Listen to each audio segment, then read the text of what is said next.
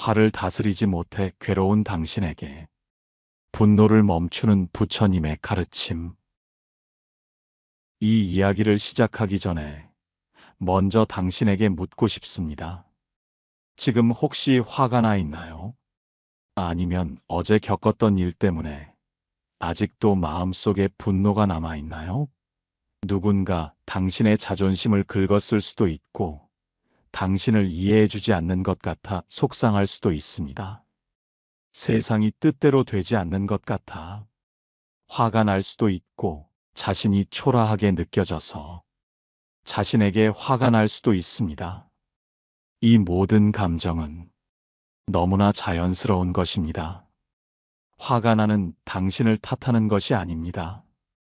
다만 그 화가 당신의 마음을 갉아먹는 것을 멈추고 싶다면 잠시 이 이야기를 들어주세요. 우리는 지금부터 마음속에 폭풍처럼 휘몰아치는 감정을 잠재우는 여행을 떠날 겁니다. 우리가 흔히 화라고 부르는 감정은 사실 우리의 기대가 무너질 때 찾아옵니다. 나는 상대방이 나를 존중해 주기를 기대했는데 상대방은 그렇지 않았습니다. 나는 세상이 공정하기를 기대했는데 세상은 불공평했습니다. 나는 내 자신이 완벽하기를 기대했는데 나는 실수를 하고 말았습니다. 이런 기대가 깨지는 순간 우리는 이건 옳지 않아. 이건 내가 원했던 게 아니야. 왜 나에게 이런 일이 일어나야 하지라는 저항의 감정을 느낍니다. 그리고 이 저항이 더 강해지면서 우리는 격렬한 분노를 느끼게 됩니다. 화는 그렇게 기대와 현실의 간극에서 피어나는 어찌 보면 아주 솔직한 감정입니다. 하지만 이 감정에 휩쓸리면 우리는 자신을 잃어버리게 됩니다. 부처님께서는 이렇게 말씀하셨습니다. 지혜로운 이는 욕망에 매달리지 않고 어리석은 이는 집착에 매달린다. 화라는 감정은 바로 우리가 무언가에 집착하고 있다는 신호입니다. 완벽해야 한다는 집착, 인정받아야 한다는 집착, 세상이 내 뜻대로 돌아가야 한다는 집착. 이 모든 집착이 깨질 때마다 화라는 불꽃이 튀는 것입니다. 화는 그 자체로 에너지입니다. 무언가를 바꾸려는 강력한 힘이죠. 하지만 그 힘이 통제되지 않고 내면을 향하면 스스로를 파괴하는 독이 됩니다. 당신의 내면에는 무언가를 이루고 싶은 강한 욕망이 있고 그 욕망이 좌절될 때마다 화라는 이름의 불꽃이 튀는 겁니다. 이 불꽃을 잘 다루면 세상을 밝히는 등불이 될 수 있지만 다루지 못하면 나 자신을 태우는 불길이 됩니다. 우리는 이제 이 불길을 다스리는 방법을 배울 겁니다. 화가 났을 때 우리는 종종 그 화를 나 자신과 동일시합니다. 나는 지금 화가 난 상태야라고 생각하죠. 하지만 그렇지 않습니다. 화는 그저 당신의 마음을 스쳐 지나가는 손님일 뿐입니다. 손님이 왔다가 가듯 화도 왔다가 사라집니다. 중요한 것은 그 손님에게 당신의 집, 즉 당신의 마음을 완전히 내어주지 않는 것입니다. 손님이 내 마음을 휘젓고 다니도록 내버려두면 나는 점점 더 괴로워집니다. 부처님께서는 이렇게 가르치셨습니다. 고통은 외부에서 오는 것이 아니라 그 고통을 받아들이는 마음에서 온다. 화가 났을 때 우리는 종종 나는 지금 화가 난 상태라고 생각합니다. 하지만 불교의 가르침에 따르면 화는 그저 당신의 마음을 스쳐 지나가는 손님일 뿐입니다. 손님이 왔다가 가듯 화도 왔다가 사라집니다. 여기서 가장 중요한 것은 그 손님에게 주도권을 넘겨주지 않는 것입니다. 손님이 내 마음을 휘젓고 다니도록 내버려두면 나는 점점 더 괴로워집니다. 자, 이제부터 화가 났을 때 이렇게 해보세요. 먼저 잠시 멈추세요. 화가 치밀어 오를 때 하던 행동을 멈추고 숨을 크게 쉬세요. 이 짧은 순간이 당신과 화라는 감정 사이에 작은 틈을 만들어줍니다. 그 다음, 화의 이름을 불러주세요. 아, 화가 났구나. 분노라는 감정이 내 안에 들어왔구나. 이렇게 객관적으로 감정의 이름을 불러주세요. 마치 남의 일인 것처럼. 마지막으로 화의 존재를 관찰하세요. 화가 어디에서 느껴지는지 느껴보세요. 가슴이 답답한가요? 얼굴이 뜨거워지나요? 주먹이 떨리나요? 그냥 그 느낌을 가만히 바라보세요. 좋고 나쁨을 판단하지 않고 그냥 있음을 인정하는 겁니다. 우리는 보통 화가 나면 어떻게든 이 화를 없애야 해 라고 생각하며 감정과 싸우려 듭니다. 하지만 이 감정은 없애려 할수록 더 강하게 저항합니다. 마치 물속에서 공을 누르면 더 강하게 튀어오르는 것처럼요. 화를 없애려고 하지 마세요. 그저 그 감정을 있는 그대로 바라볼 때 그 힘은 서서히 약해집니다. 폭풍우가 몰아치는 바다 한가운데서 굳이 파도를 거슬러 헤엄치려 하지 마세요. 그저 배를 띄워두고 폭풍우가 지나가기를 기다리세요. 화라는 감정은 당신의 의지로 통제할 수 있는 대상이 아니라 그저 자연의 현상처럼 왔다가 가는 것입니다. 화가 날 때마다 당신의 마음을 평화로운 호수라고 상상해 보세요. 누군가 돌을 던져 파문이 일어났습니다. 당신은 그 파문 때문에 화가 나는 것이 아니라 호수의 평화를 잃었다고 생각하며 화를 냅니다. 하지만 잠시 기다리면 파문은 사라지고 호수는 다시 잔잔해집니다. 당신의 마음도 마찬가지입니다. 그저 기다리고 그 파문이 사라지는 것을 지켜보기만 하면 됩니다. 당신의 호흡을 깊이 관찰하세요. 숨을 들이쉬고 내쉬는 아주 단순한 행위에 집중하세요. 숨을 들이쉬며 나는 지금 화가 나 있구나 라고 인식하고 숨을 내쉬며 나는 이 감정을 놓아준다고 마음속으로 되뇌어 보세요. 이 간단한 행위가 당신과 화 사이의 거리를 만들어주고 당신이 그 감정의 노예가 아니라 주인이 될 수 있게 도와줄 겁니다. 우리는 습관적으로 화를 내지만 그 화의 진짜 이유를 깊이 들여다보지 않습니다. 만약 당신이 다른 사람의 무례함에 화가 났다면 그 무례함 자체 때문일 수도 있지만 나는 무시당하면 안 되라는 당신의 내면의 목소리 때문일 수도 있습니다. 나는 항상 완벽해야 해라는 강박이 당신의 실수에 화를 내게 만들 수도 있습니다. 이 질문에 답해 보세요. 당신은 왜 그 상황에서 화가 났습니까? 그 화가 당신에게 말하고 있는 진짜 메시지는 무엇입니까? 당신이 만약 누군가에게 무시당하는 상황에 화가 났다면 그것은 당신의 내면에 숨겨진 존중받고 싶은 욕구가 있기 때문입니다. 이 욕구를 인정하고 스스로를 존중해주기 시작하면 타인의 행동에 대한 화는 점차 줄어들게 됩니다. 부처님께서는 이렇게 말씀하셨습니다. 탐욕과 성냄과 어리석음은 모든 재앙의 근본이다. 여기서 성냄은 바로 화입니다. 우리는 겉으로 드러나는 화만을 보지만 그 화의 깊은 곳에는 탐욕이 숨어 있습니다. 무시당하지 않으려는 욕심, 인정받으려는 욕심, 완벽해지려는 욕심. 이 모든 욕심이 채워지지 않을 때 우리는 어리석음에 빠져 화를 냅니다. 화는 우리가 외면하고 싶었던 내면의 상처를 드러내는 신호이기도 합니다. 어린 시절의 결핍, 인정받지 못했던 경험, 실패에 대한 두려움 등이 화라는 감정의 씨앗이 되어 숨어 있다가 비슷한 상황이 오면 싹을 틔웁니다. 당신의 화를 따라가 보세요. 나는 왜 이토록 화가 날까? 라는 질문을 끊임없이 던지다 보면 당신의 내면에 숨겨진 연약함과 마주하게 될 겁니다. 그 연약함을 부끄러워하지 마세요.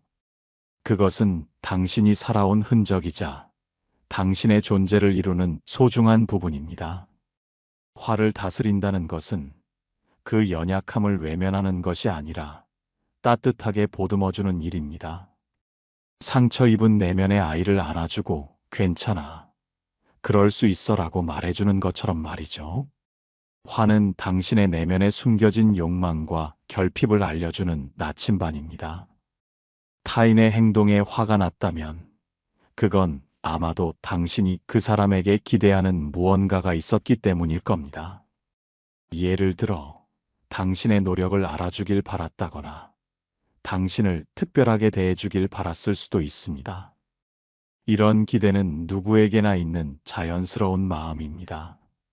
하지만 그 기대가 채워지지 않았을 때 우리는 화를 냅니다. 여기서 중요한 것은 그 기대를 상대방에게 요구하는 대신 스스로를 돌아보는 것입니다. 나는 왜 이런 기대를 하고 있을까? 나는 내 자신에게서 무엇을 얻고 싶은 걸까? 이 질문에 대한 답을 찾는 것이 화를 다스리는 가장 근본적인 방법입니다. 자신의 내면을 깊이 들여다보고 자신의 결핍을 인정하고 그 결핍을 스스로 채워주는 용기를 내세요. 당신이 스스로를 충분히 사랑하고 존중할 때 타인의 행동에 대한 화는 자연스럽게 줄어들 것입니다. 부처님께서는 이렇게 말씀하셨습니다. 성내는 마음은 이익도 가져오지 못하고 다른 사람에게는 해를 끼친다. 우리는 종종 세상의 모든 일이 내 뜻대로 흘러가야 한다고 생각합니다. 하지만 세상은 나의 뜻과는 아무 상관없이 흘러갑니다. 이것이 진정한 무상의 의미입니다. 영원한 것은 없고 모든 것은 변한다는 진리입니다. 상대방의 행동, 세상의 불합리함, 나에게 닥친 불행, 이 모든 것은 내가 통제할 수 없는 영역입니다. 우리는 오직 나 자신의 마음만 통제할 수 있습니다. 연습해 볼까요? 화가 나는 상황을 떠올려 보세요. 그리고 이렇게 되뇌어 보세요. 저 사람은 저렇게 행동하는구나. 나는 저 사람의 행동을 보고 화가 나는구나. 지금 화가 나 있다. 화라는 감정이 나에게 찾아왔다.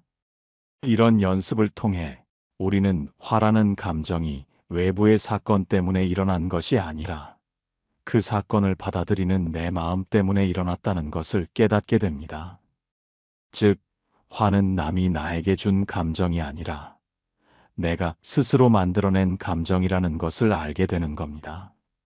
마치 뜨거운 숯덩이를 움켜쥐고 있으면 손만 대이듯 분노라는 감정을 계속 붙들고 있으면 당신의 마음만 고통스럽습니다. 그것을 그냥 내려놓으세요. 내려놓는다는 것은 포기하는 것이 아닙니다. 상대방을 용서하는 것이 아닐 수도 있습니다. 그저 그 감정의 늪에서 스스로를 자유롭게 해방시키는 일입니다. 당신이 움켜쥐고 있는 것은 무엇인가요? 타인에 대한 실망감, 세상에 대한 불만, 완벽하지 못한 자신에 대한 분노, 그 모든 것을 잠시 내려놓아 보세요. 그 숯덩이가 얼마나 뜨거운지 느껴보고, 그리고 천천히 손을 펴서 놓아주세요. 내려놓는다는 것은 삶의 모든 통제권을 포기하는 것이 아닙니다. 오히려 내가 통제할 수 없는 것에 대한 집착을 내려놓고 내가 통제할 수 있는 유일한 것, 즉, 내 자신의 마음에 더 집중하는 것을 의미합니다. 삶은 예측할 수 없는 사건들로 가득합니다. 파도처럼 밀려오는 불행과 뜻대로 되지 않는 상황들을 우리는 막을 수 없습니다. 하지만 그 파도를 맞이하는 우리의 태도는 선택할 수 있습니다. 화를 내고 불평하며 파도에 휩쓸려 갈 것인지 아니면 그저 파도를 바라보며 지나가기를 기다릴 것인지. 후자의 선택을 할 때 우리는 진정한 마음의 평화를 얻게 됩니다. 내려놓는 연습을 통해 우리는 비로소 자유로워집니다. 타인의 행동에, 세상의 불공평함에 더 이상 묶여있지 않게 되는 것입니다. 당신의 마음 속에 평화라는 잔잔한 호수를 만들어 보세요. 그리고 어떤 돌멩이가 던져지더라도 그 파문이 잠잠해질 때까지 그저 지켜보세요. 부처님께서 말씀하셨습니다. 다른 사람을 용서하는 것은 그들에게 베푸는 가장 큰 자비이며 자신을 용서하는 것은 자신에게 베푸는 가장 큰 자비이다. 우리는 종종 타인에게는 관대하지만 자신에게는 한없이 엄격합니다. 자신의 실수에 화를 내고 자신의 부족함에 분노합니다. 하지만 이 모든 것은 무의미합니다. 당신은 완벽할 필요가 없습니다. 당신은 그저 지금 이 순간의 당신으로 충분합니다. 스스로를 용서하세요. 과거의 실수, 지나간 아픔, 그리고 그때의 화를 용서하세요.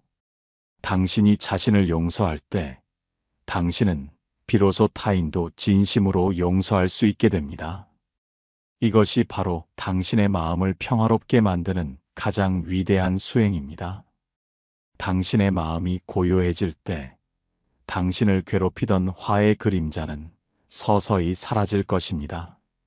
그리고 그 자리에 진정한 평화와 자유가 찾아올 것입니다. 마지막으로 당신에게 이 말을 전하고 싶습니다.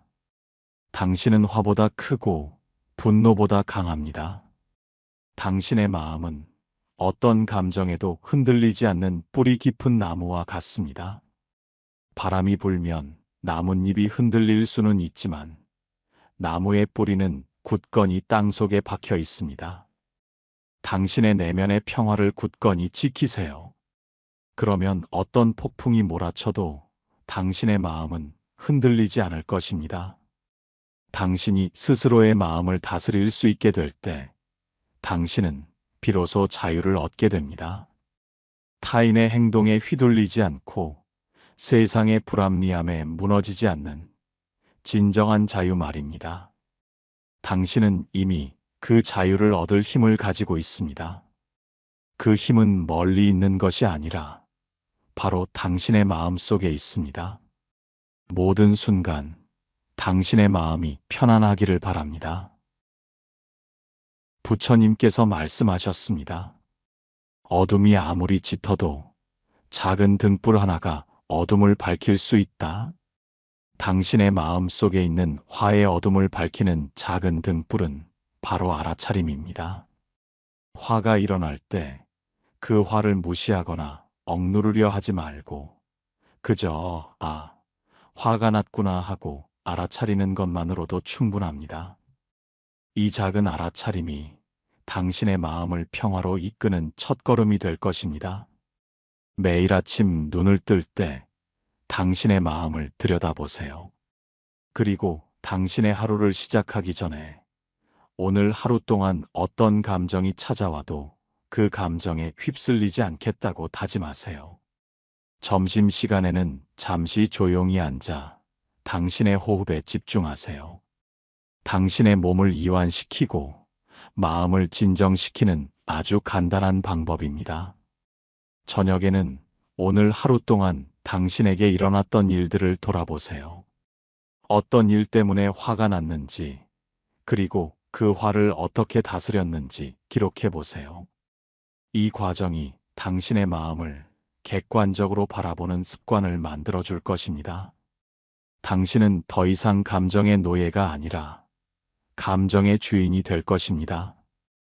화를 다스리는 삶은 곧 깨달음의 길로 나아가는 삶입니다. 당신이 당신의 마음을 다스릴 때 당신은 세상의 어떤 어려움에도 흔들리지 않는 굳건한 존재가 될 것입니다. 당신의 삶은 화가 아닌 평화와 기쁨으로 가득 찰 것입니다. 모든 순간 당신의 마음이 편안하기를 바랍니다. 아이를 품에 안던 순간을 떠올려 보십시오. 작은 손끝, 미약한 울음, 그 존재 하나만으로도 우리는 모든 것을 내어주고 싶은 마음을 느낍니다. 부모가 된다는 것은 준비 여부와 상관없이 하루아침에 누군가의 전부가 되는 일입니다. 부처님께서는 모든 인연은 원인과 조건이 모여 잠시 머무는 것이라 하셨습니다. 아이와 부모로 만난 것도 수많은 원인과 조건이 이어져 지금 눈앞에 펼쳐진 결과입니다. 그래서 자식을 향한 사랑은 너무나 자연스러운 마음이지만 그 사랑은 쉽게 집착으로 변합니다. 처음엔 단순히 잘 되기를 바라는 마음이었습니다. 아이가 넘어지면 다치지 않기를, 공부하면 좋은 성적을 얻기를, 친구들과 사이좋게 지내기를 바랐습니다. 그러나 그 바람은 어느 순간 욕심으로 흘러갑니다. 내 뜻대로 해주기를, 내 기대에 맞추기를, 나의 두려움을 대신 채워주기를 바라게 됩니다. 그때부터 사랑은 아이를 묶는 족쇄가 되고 부모의 불안은 아이의 짐이 됩니다. 부처님은 경전에서 말씀하셨습니다. 사랑은 복이 되기도 하고 업이 되기도 한다. 지혜로 다스리면 자비가 되고 욕심으로 붙들면 고통이 된다. 아이를 향한 마음도 마찬가지입니다. 자비로 흘러가면 아이를 자유롭게 하고 집착으로 흘러가면 아이와 부모 모두를 얼검해 버립니다. 많은 부모들이 말합니다. 이건 내 미래를 위해서야. 엄마 아빠는 다 너 잘 되라고 그러는 거야. 그러나 그 말 속에는 부모의 불안이 숨어 있습니다. 내 뜻대로 되지 않을까 두려워하는 마음, 내가 채우지 못한 것을 아이를 통해 채우려는 갈망, 그 마음이 자식을 향한 사랑이라는 이름으로 포장될 때 아이는 숨막히는 무게를 짊어지게 됩니다. 사랑이 집착으로 흐르지 않으려면 어떻게 해야 할까요? 부처님께서는 사람은 사람을 바꿀 수 없다. 다만 마음으로 바라보고 기다릴 뿐이다라고 말씀하셨습니다. 자식을 바꾸려 하기보다 그 자체로 인정하고 기다리는 것이 부모의 수행입니다. 우리는 흔히 아이를 나의 분신처럼 여기지만 사실 아이는 내 몸에서 태어났을 뿐 나와는 다른 인연과 업을 지닌 존재입니다. 아이가 나의 뜻대로 움직이지 않는 것은 당연한 일입니다. 그 다름을 인정하지 못하고 통제하려는 순간 사랑은 집착이 됩니다. 그러니 부모는 늘 스스로를 살펴야 합니다. 나는 아이를 위하는가 아니면 나의 불안을 덮으려 하는가? 그 질문 앞에 서야 합니다. 만약 불안과 욕심이 숨어 있음을 알아차린다면 그것이 바로 수행의 시작입니다. 부처님께서는 업은 멀리 있는 것이 아니라 말과 눈빛과 침묵 속에서 피어난다라고 하셨습니다. 부모의 말 한마디, 눈빛 하나가 아이의 업을 찢습니다. 그러니 사랑이라는 이름으로 내뱉는 말과 행동이 집착인지 자비인지 늘 살펴야 합니다. 사랑을 집착으로 흐르지 않게 하는 세 가지 길이 있습니다. 첫째, 바라지 않기입니다. 아이는 나의 뜻이 아니라 자기 속도로 살아갑니다. 기대를 내려놓을 때 아이는 비로소 자기 삶을 살아갈 수 있습니다. 둘째, 비교하지 않기입니다. 형제와 친구, 세상의 기준으로 아이를 재단하면 아이의 자존은 무너지고 부모의 평온도 깨집니다. 비교는 사랑을 갉아먹고 집착을 키웁니다. 셋째, 내려놓기입니다. 내가 바라는 이상과 역할을 강요하지 않는 순간 부모의 마음은 가벼워지고 관계는 깊어집니다. 내려놓음은 아이를 자유롭게 하고 부모를 평안하게 합니다. 사랑은 무엇을 해줄 때보다 하지 않을 때 더 분명해집니다. 아이의 실수를 탓하지 않을 때, 아이의 말에 귀 기울여줄 때, 아이를 조급하게 몰아세우지 않을 때, 그 순간들이야말로 아이에게는 사랑받고 있다는 확실한 증거로 남습니다. 부처님은 말씀하셨습니다. 그대가 품은 인연은 그대가 짓고 그대가 받는 것이다. 부모의 집착은 결국 자신이 짓는 업이 되어 되돌아옵니다. 그러나 자비는 복이 되어 아이의 삶을 비추고 부모의 삶을 가볍게 합니다. 그러므로 오늘 우리는 묻습니다. 나는 아이를 사랑하는가 아니면 아이를 소유하려 하는가? 사랑은 소유가 아닙니다. 사랑은 집착이 아니라 자비일 때 비로소 복이 됩니다. 오늘도 자식을 향한 마음을 살펴보며 집착을 놓고 자비로 채우는 수행을 이어가야 합니다. 그것이 부모의 첫 번째 지혜이자 놓아줄 줄 아는 사랑의 길입니다. 나무아미타불, 관세음보살. 아이는 태어난 순간부터 부모의 마음을 비춥니다. 작고 여린 몸으로 세상을 배우는 것 같지만 사실은 부모의 내면을 비추는 맑은 거울입니다. 부처님께서는 업은 멀리 있는 것이 아니라 지금 이 순간의 말과 행위에서 드러난다라고 말씀하셨습니다. 부모의 말투, 눈빛, 습관 하나까지도 아이는 고스란히 담아내며 그것은 부모가 쌓아온 업의 그림자를 보여줍니다. 우리는 종종 자식이 힘들게 한다고 말합니다. 말을 듣지 않고 고집을 부리고 반항하기에 괴롭다고 느낍니다. 그러나 그 모습은 곧 내 안에 남아있는 업의 흔적일 수 있습니다.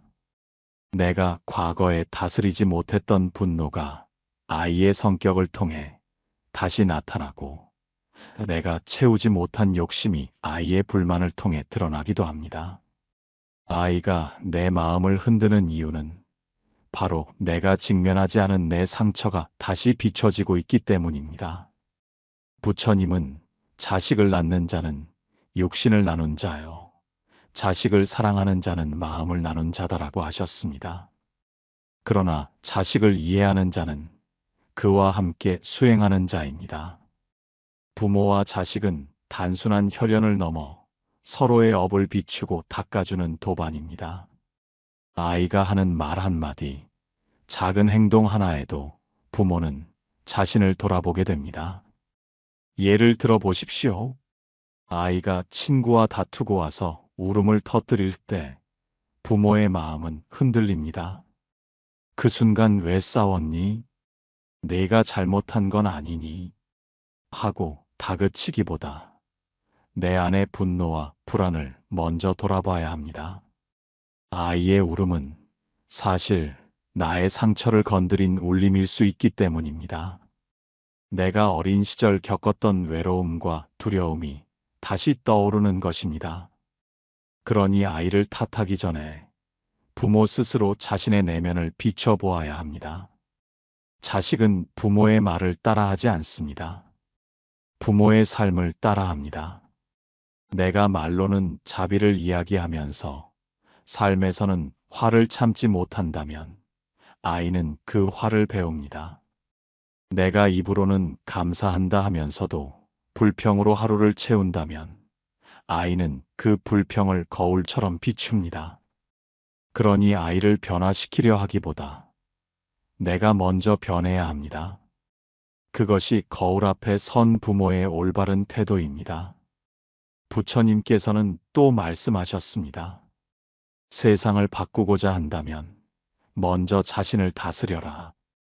자식을 바꾸려 하기보다 부모가 먼저 자신을 닦는다면 아이는 자연스레 달라집니다.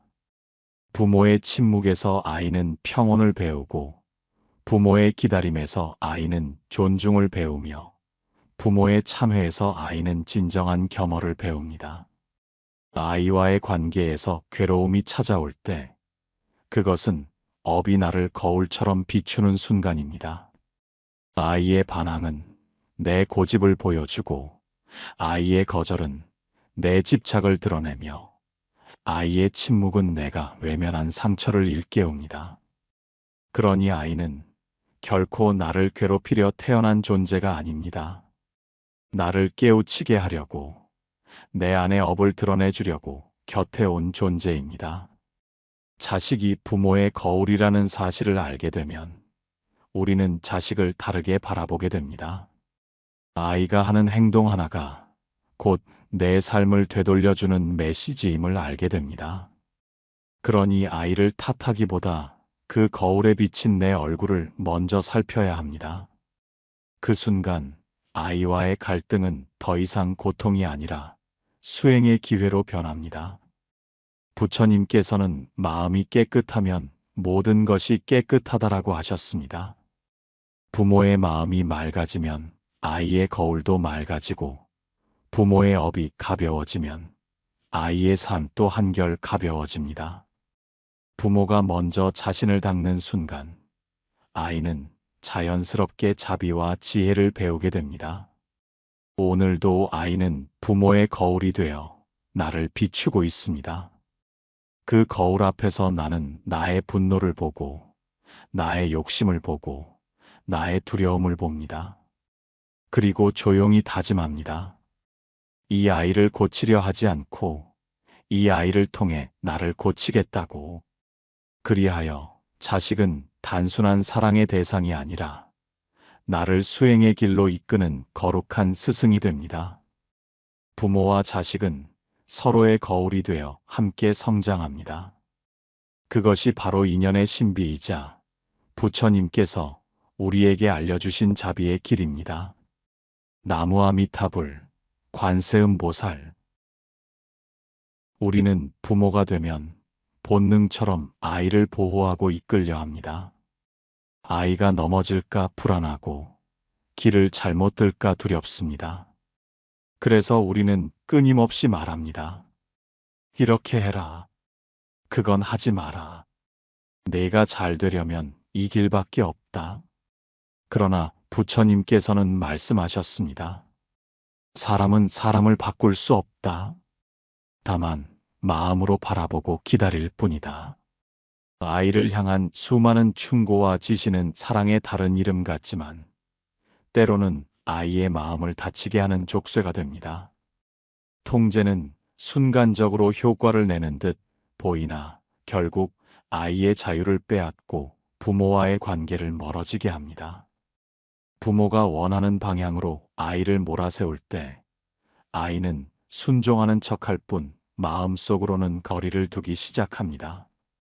침묵은 단순히 아무 말도 하지 않는 것이 아닙니다. 침묵은 기다림이고 존중이며 아이가 자기 속도로 배우도록 허용하는 자비의 태도입니다.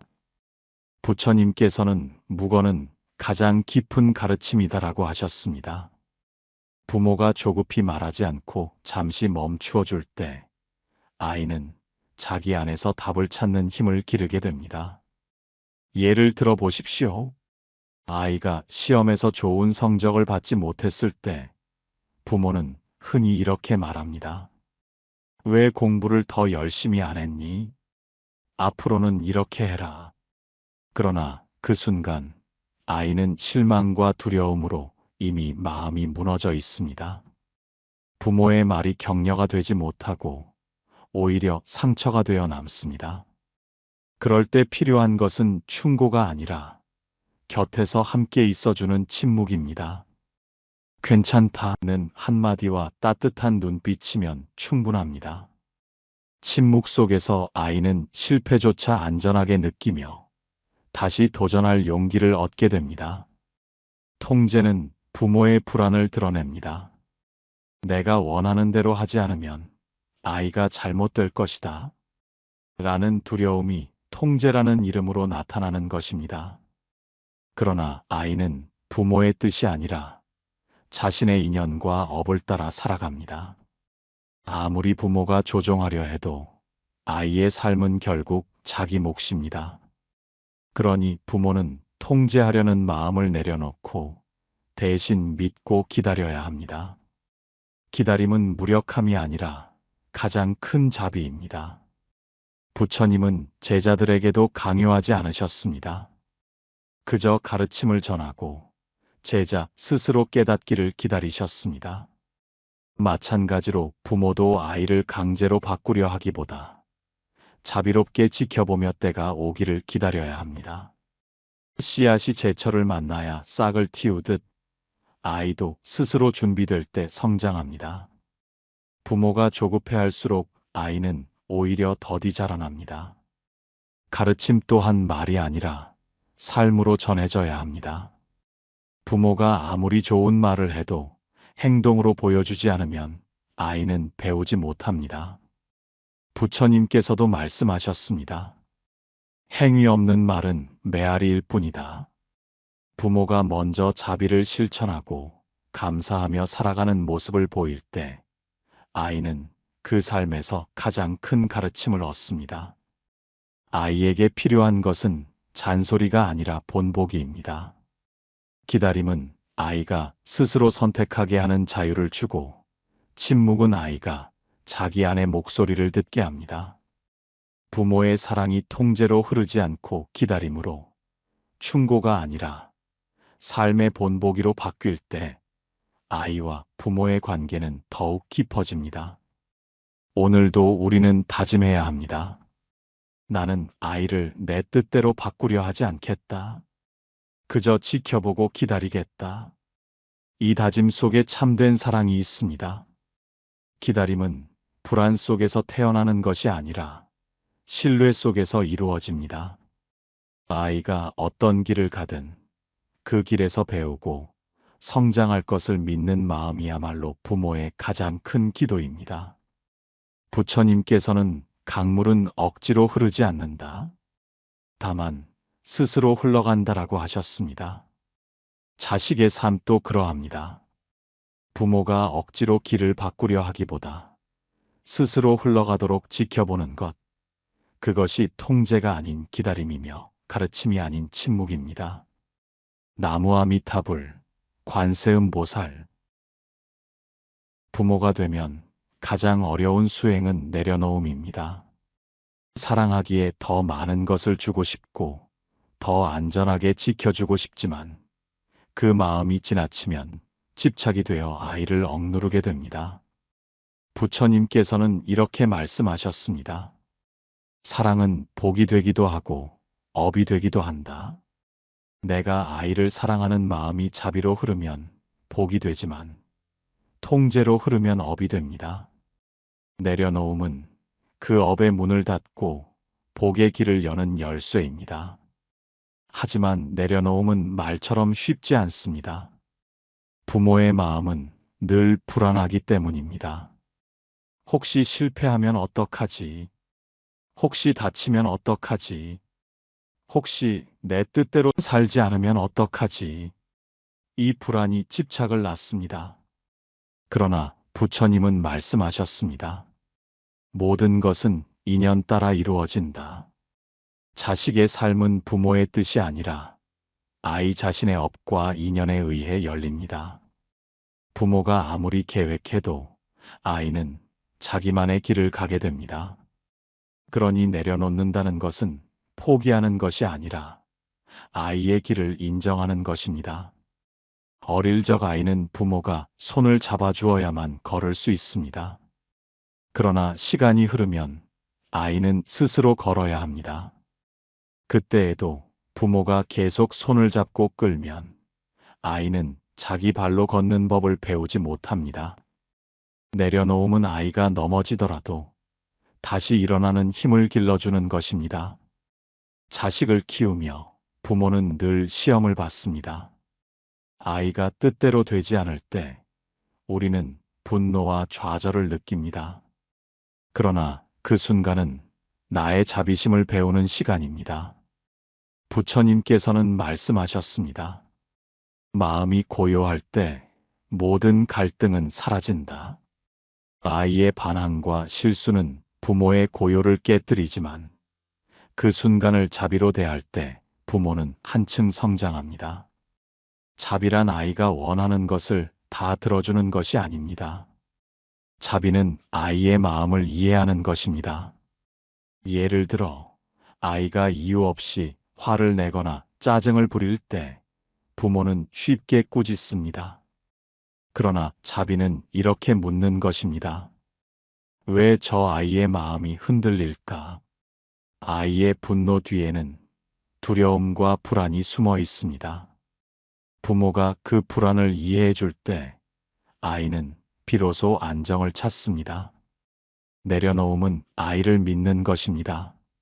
아이가 실수할 수 있음을 받아들이고 실패 속에서도 배우리라 믿는 마음입니다. 부모가 모든 걸 막아주려 하면 아이는 약해집니다. 그러나 부모가 내려놓고 지켜보면 아이는 강해집니다. 마치 새가 새끼를 둥지에서 밀어내듯 부모의 내려놓음은 자식이 날개를 펴게 합니다. 내려놓음은 부모 자신을 위한 길이기도 합니다. 부모가 아이에게 집착할수록 마음은 무겁고 불안은 커집니다. 그러나 내려놓을수록 마음은 가벼워지고 자비는 넓어집니다. 부처님께서는 말씀하셨습니다. 내려놓을수록 그대는 자유로워진다. 부모의 자유가 곧 아이의 자유입니다. 한 어머니가 있었습니다. 아이가 공부를 게을리한다고 늘 다그쳤습니다. 그러나 아이는 점점 더 멀어지고 대화조차 사라졌습니다.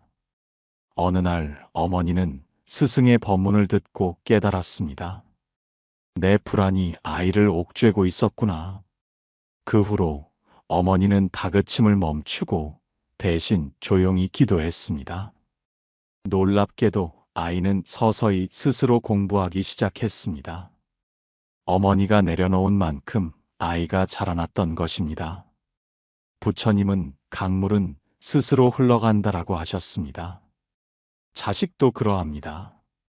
부모는 다만 옆에서 등을 쓰다듬어 주고 힘들 땐 잠시 기대어 쉴 수 있게 해주면 됩니다. 아이의 삶은 부모가 대신 살아줄 수 없습니다. 내려놓음은 그 진실을 인정하는 용기입니다. 자비는 내려놓음을 통해 자랍니다. 아이의 삶을 대신 짊어지려는 집착을 버리고 그저 함께 걸어주려는 마음으로 바뀔 때 부모와 자식은 도반이 됩니다. 부모는 아이에게 배우고 아이는 부모에게 배우며 서로의 삶을 더 깊게 만들어줍니다. 오늘도 우리는 다짐합니다. 나는 아이를 내 뜻대로 하지 않겠다. 그 아이의 길을 인정하고 자비로 품겠다. 이 다짐 속에서 부모는 집착을 내려놓고 자식을 통해 자비를 배웁니다. 내려놓음은 사랑의 끝이 아니라 사랑의 완성입니다. 나무아미타불, 관세음보살. 부모의 사랑은 가장 숭고한 마음이지만 부처님께서는 경계하셨습니다. 사랑은 복이 되기도 하지만 집착으로 흐르면 업이 되기 때문입니다. 우리는 자식을 위한다는 이름으로 때때로 아이를 나의 뜻대로 움직이려 합니다. 그러나 부처님께서는 말씀하셨습니다. 그대의 사랑이 집착으로 흐르면 고통을 낳고 지혜로 흐르면 해탈을 낳는다. 아이를 사랑하면서도 놓아줄 줄 아는 지혜, 그것이 회향의 길입니다. 회향이란 내가 가진 공덕을 나만의 것으로 붙들지 않고 모두에게 돌려주는 것입니다. 부모의 마음에도 회향이 필요합니다. 내가 아이를 사랑하며 쌓아온 정성과 기도가 나의 집착으로 굳어지지 않고 아이에게 복으로 흘러가게 해야 합니다. 우리는 종종 아이에게 말합니다. 너 잘 되라고 그러는 거야. 하지만 그 말 뒤에는 부모의 불안이 숨어 있습니다. 내 뜻대로 되지 않으면 무너질 것 같은 불안. 내가 걸어오지 못한 길을 대신 걸어주길 바라는 욕망. 내 삶의 공백을 아이로 채우려는 집착. 이 모든 마음은 결국 아이에게 무게가 됩니다. 사랑이 업으로 변하는 순간입니다. 부처님은 제자들에게 이렇게 말씀하셨습니다. 그대가 쌓은 공덕은 회향될 때 비로소 빛난다. 부모의 사랑도 그러합니다.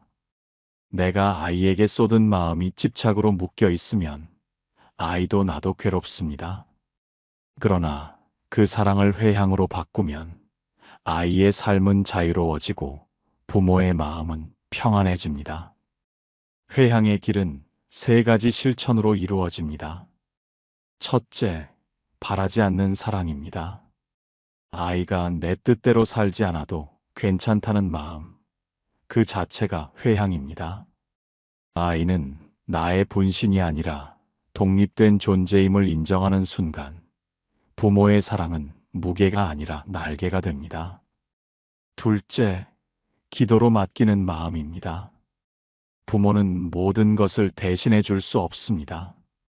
그러나 부처님의 자비에 아이의 앞날을 맡길 수는 있습니다.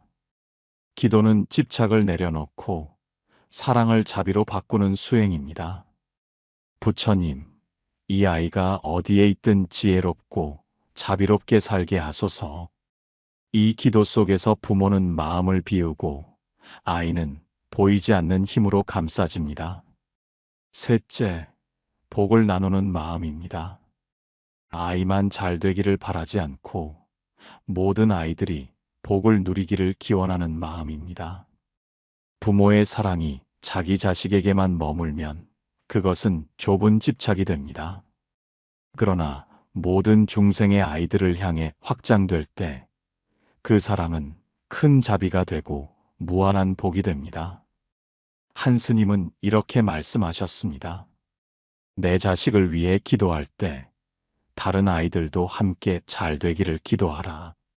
그러면 그대의 자식 또한 더욱 복을 입는다.